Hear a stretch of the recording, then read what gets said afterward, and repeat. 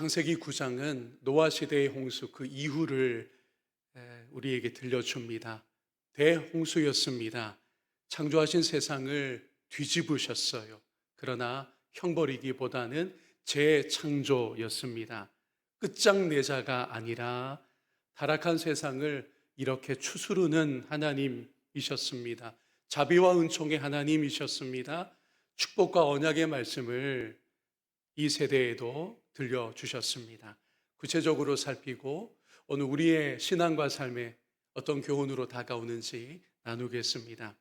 먼저 생육하고 번성하라는 말씀에 주목하겠습니다. 하나님이 에덴의 그 말씀을 다시 들려주신 것입니다. 홍수로 세상을 재창조하신 하나님은 노아를 새 아담으로 세우셨습니다. 타락 이전의 축복의 말씀을 다시 들려주십니다. 본문 1절과 7절에 있지요. 하나님이 노아와 그 아들들에게 복을 주시며 그들에게 이르시되 생육하고 번성하여 땅에 충만하라. 너희는 생육하고 번성하며 땅에 가득하여 그 중에서 번성하라 하셨더라. 타락 이전 창세기 1장 28절의 축복의 선언이 어느새 이렇게 메아리 칩니다. 하지만 여러분, 창세기 9장의 축복은 1장의 축복과는 좀 차이가 있습니다. 타락 이후니까요. 가인의 폭력과 노아 시대의 포악함을 거쳤으니까요. 9장의 축복은 더 이상 순수하지 않은 세상을 전제로 하여 주어진 복의 선언이었습니다. 그래서 우리가 이걸 인정하는 것이 꼭 필요합니다. 홍수 이후의 세상은 불완전하다는 것입니다. 홍수 이후의 인간도 어떠할까요? 불완전하다는 거예요. 그럼에도 하나님은 인간과 세상을 놓지 않으십니다. 인간과 세상의 이 불완전한 현실이 점점 그 얼굴을 드러내고 있었는데 2절과 6절을 보겠습니다. 땅의 모든 짐승과 공중의 모든 새와 땅에 기는 모든 것과 바다의 모든 물고기가 너희를 두려워하며 너희를 무서워하리니 이것들은 너희의 손에 붙였음이니라. 6절입니다. 다른 사람의 피를 흘리면 그 사람의 피도 흘릴 것이니 이는 하나님이 자기 형상대로 사람을 지으셨음이니라. 그러니까 다른 피조물이, 여러 동물들이 인간을 무서워하기 시작한 거예요. 우리를 죽이지 않을까? 우리를 사냥하지 않을까? 근데 인간도 맹수를 보면 두려운 마음이 드는 겁니다. 내가 먼저 저 동물을 없애야 하지 않는 건가? 이런 식으로요. 타락 이전 에덴에서는 그러나 어떠했습니까? 모든 피조물이 땅을 포함하여 평화롭게 공존했습니다. 또 하나 홍수 이후의 현실은 인간이 다른 인간마저 그 생명을 해하려 한다는 것입니다. 에덴에서는 맨 처음에 고백된 관계성이 이거였죠. 이는 내 뼈 중에 뼈요 살 중에 살이라. 두 인간 사이에 처음에 어떤 관계성이었느냐? 아담과 하와 사이였잖아요. 하나님이 지으셔서 데리고 온 그 여자에게 아담이 이는 내 뼈 중에 뼈요 내 살 중에 살입니다라고 고백했던 거예요. 친밀함입니다. 평화로운 함께함이었습니다. 그러나 이제 타락 이후 홍수 심판을 지나서 인간도 세상도 뒤틀려 버렸어요. 하나님은 그럼에도 불구하고 추스르십니다. 법을 우선 들려주시는데 다른 사람의 피를 흘리면, 즉 다른 동료 인간의 생명을 취한다면 어떻게 하신다고요? 그 죽인 자를 가만히 두지 않겠다. 타락 이후지만 홍수 심판을 거쳤지만 하나님이 그래도 질서를 세워가려 하셨던 겁니다. 다른 동물에 대해서는 뭐라고 말씀을 주셨죠? 인간이 먹을 수 있으나 피째 먹지는 말아라. 피는 생명의 상징입니다. 생명의 주인이 하나님이시라고 하는 중요한 질서의 원리를 확인해 주신 겁니다. 타락하여 폭력적인 세상을 그래도 지탱하시려는 하나님의 의지가 오늘 본문 속에 오롯이 드러나고 있습니다. 자, 그러고는 하나님이 더 적극적으로 계시하셨습니다. 모든 피조 세계 앞에 언약을 세우신 것입니다. 매우 중요한 국면인데 9절로 11절까지를 보겠습니다.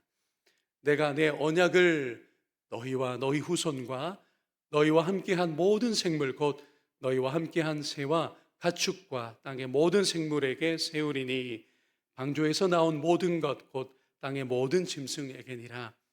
내가 너희와 언약을 세우리니 다시는 여기 이제 언약의 내용이 나옵니다. 모든 생물을 홍수로 멸하지 아니할 것이라. 땅을 멸할 홍수가 다시 있지 아니하리라고 말씀을 주셨습니다. 왜 하나님 편에서 이런 내용의 언약을 선언하신 걸까요? 왜 이런 맹세였을까요? 여기에서 우리는 하나님이 어떤 분인지를 묵상하게 됩니다. 첫 번째는 자기의 한계를 정하신 하나님, 자기에게 스스로 한계를 세우신 하나님입니다. 여러분, 하나님은요, 뭐든지 하실 수 있습니다. 그런데 자기를 제한하는 약속을 주신 거예요. 다시는 홍수로 멸하지 않겠다라는 약속입니다. 홍수 심판이 잘못이었나요? 아닙니다. 홍수 심판에 잘못된 것은 없어요. 하나님의 판단과 행위는 항상 옳은 거니까요. 또한 전능하시기에 다 하실 수 있습니다. 그러나 그런 심판을 하지 않기로 작정하십니다. 스스로 한계를 짓습니다. 왜 이렇게 하시느냐? 어떤 하나님이시냐? 피조물을 위한 하나님이심이 여기에서 드러납니다. 하나님 마음대로 그분의 판단은 오르시게 다 하실 수 있지만 홍수 심판, 인류가 여전히 약하다면 또 하실 수 있죠. 그런데 그러지 않겠다라고 스스로 한계를 그으셨어요. 이타적이신 하나님이십니다. 피조물을 위하여 자기를 제한하시는 하나님이십니다. 다음으로는 신실하기를 다짐하신 하나님입니다. 자, 이건 무지개를 언약의 증표로 삼으신 데서 잘 드러나고 있습니다. 그 부분 13절로 17절까지를 다시 주목해야 할 것 같아요. 내가 내 무지개를 구름 속에 두었나니 이것이 나와 세상 사이의 언약의 증거니라. 내가 구름으로 땅을 덮을 때에 무지개가 구름 속에 나타나면 내가 나와 너희와 및 육체를 가진 모든 생물 사이에 내 언약을 기억하리니 다시는 물이 모든 육체를 멸하는 홍수가 되지 아니할지라. 아멘.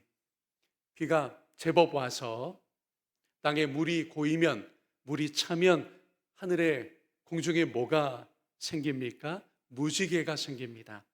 그 무지개를 하나님이 언약의 증표로 삼으신다고 스스로 정하신 부분입니다. 이유를 밝히십니다. 홍수로 심판하지 않을 것을 그 무지개를 보며 내가 기억하기 위해서다. 내가 잊지 않기 위해서다. 라는 거예요. 한번 생각해 보십시오. 쉽게 망각하는 건 누굽니까? 그게 하나님이십니까? 아니면 우리 인간들입니까? 우리 인간들이에요. 그런데 앞서 15절 말씀에 내가, 주어가 하나님이십니다. 내가 이 언약을 잊지 않기 위해서, 내가 망각하지 않기 위해서 비가 내리면 무지개가 뜨는데 그걸 내가 스스로 언약의 증표로 삼겠다. 이렇게 말씀하시잖아요. 잊어버리고 쉽게 내팽개치는 건 우리들인데 그러실 리 없는 하나님이 기억의 장치를 세우셨다는 게 매우 중요합니다. 왜 이렇습니까? 우리와 피조 세계에 하나님이 신실하기를, 끝까지 신실하기를, 하나님 편에서 언약하신 건 끝까지 지키시기를, 잊지 않으시기를 스스로 다짐하신 겁니다. 하나님은 이런 분이십니다. 세 번째로 무기를 내려놓으시는 하나님이십니다. 무지개에는요 또 하나의 이야기가 있어요. 무지개라는 히브리 말에 활이라는 뜻이 의미가 포함되어 있습니다. 이스라엘을 포함한 이 고대 중동 지역의 관념 속에도 그러했어요. 신들이 전쟁이 끝나면 하늘에 활을 이렇게 걸어둔다고 하는 관념이 있었습니다. 근데 그게 오늘 본문 속에 보면 무지개로 상징되고 있다는 걸 우리가 눈여겨보아야 합니다. 하나님이 이렇게 뜻하신 거예요. 나의 무기를, 그게 공중의 무지개 형상이거든요. 무지개라는 말 자체에 활이라는 뜻이 들어와 있고요. 내가 무기를, 활을 내려놓는다. 그냥 거기 걸어두겠다. 다시는 활을 쓰지 않겠다라고 하는 특별한 의미가 여기 드러나 있습니다. 하나님의 놀라운 면모이지요. 전능자께서, 창조주께서, 전쟁에 능하신 그분이 피조물을 자비로 대하신다는 겁니다. 활을 어떻게 해요? 공중에 이제 내가 걸어두겠다. 저걸 다시 취하여 사용하는 일이 없을 것이다. 평화와 긍휼의 하나님이심을 스스로 선언하는 자리였습니다. 자, 이제는 이와 같은 하나님 앞에 우리가 응답할 차례입니다. 여러분, 말씀 앞에 선다는 게 뭐냐 하면요, 성경 66권 전체가 어느 본문 어느 구절을 읽든지 하나님이 어떤 분인지가 늘 말씀됩니다. 계시됩니다. 거기 다 적혀 있어요. 그리고 나서 은혜 받았습니다. 하나님 이런 분이군요. 안녕히 계세요. 이게 아니에요. 말씀을 만나면, 그게 설교든 여러분 개인으로 말씀을 읽든지 그 말씀 앞에 우리가 반응할 때에 정말 말씀 앞에 서는 겁니다. 이걸 묵상이라고 할 수도 있고, 우리가 적용하여 이 말씀을 살아내겠습니다 라고 하는 과정이기도 해요. 우리는 삶에서도, 교회 생활에서는 더욱이 힘으로 하려는 것을 내려놓아야 합니다. 하나님께서 무얼 이제는 걸어두기만 하시겠다고요? 활을, 무기를 그냥 걸어두시기만 하겠다는 거예요. 다시 그것을 취하여 사용하시지 않겠다라고 모든 피조 세계를 긍휼과 평화로 다스리시겠다고 선언하셨잖아요. 이 말씀 앞에, 이런 하나님 앞에 우리는 어떻게 반응하느냐? 폭력적인 언행이 우리에게 있을 수 없다는 겁니다. 누구든 폭력적인 언어를 쓰고 억압하려 하고 심지어 물리력을 행사한다면, 그런 성도가 있고 그런 중직자가 있다면 오늘 본문의 하나님에게서 너무 먼 것입니다. 불신앙입니다. 하나님의 아들이 오셔서, 그래서 성부 하나님을 따라 새로운 강령을 선포하셨잖아요. 너희는 화평케 하는 사람들이다. 화평케 하는 자는 복이 있나니, 피스메이커, 평화를 일구는 자들이야말로 하나님의 아들이라, 하나님의 자녀라 일컬어질 것이다. 산상설교에서 예수님 말씀하셨잖아요. 원수가 있느냐? 원수를 위하여 어떻게 하라고요? 기도해라. 그리고 너희들은 서로 사랑하라고 말씀하셨습니다. 또 하나 우리의 반응은 이것입니다. 우리 자신의 불완전함을 깊이 생각해야 합니다. 타락으로 세상은 불완전해졌습니다. 노아를 새 아담으로 세우셨으나 그 역시 불완전했어요. 우리는 자신의 불완전함을 늘 의식해야 합니다. 인정해야 합니다. 나의 판단과 생각이 불완전합니다. 우리의 삶 자체가 불완전해요. 성경을 이해하는 것도 불완전하기 마련입니다. 그러니 내가 옳다는 생각, 이거 내려놓아야 합니다. 남을 쉽게 판단하는 것, 저를 포함하여 우리 모두가 내려놓으며 나 자신의 불완전함을 하나님 앞에서 깊이 성찰하는 성숙의 길로 나갈 수 있기를 바랍니다. 하나님이 활을, 무기를 이제 다시 취하지 않겠다고 걸어 놓으셨듯이 우리도 서로를 비난하고 공격해서는 안 되는 것입니다. 또한 세상은, 그리고 교회도 불완전하다는 걸 잊지 않아야 합니다. 이 교회가 왜 이러냐고요? 세상이 이러한데 왜 하나님 가만히 계시냐고요? 질문을 바꿔야 합니다. 당연히 불완전할 수밖에 없어요. 우리 자신이 불완전한데요. 우리가 바라볼 것은 그러면 무엇일까요? 하나님의 완전하심입니다.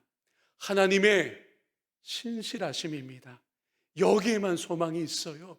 여기에만 우리가 여전히 교회로서 존재할 소망이 있다고요.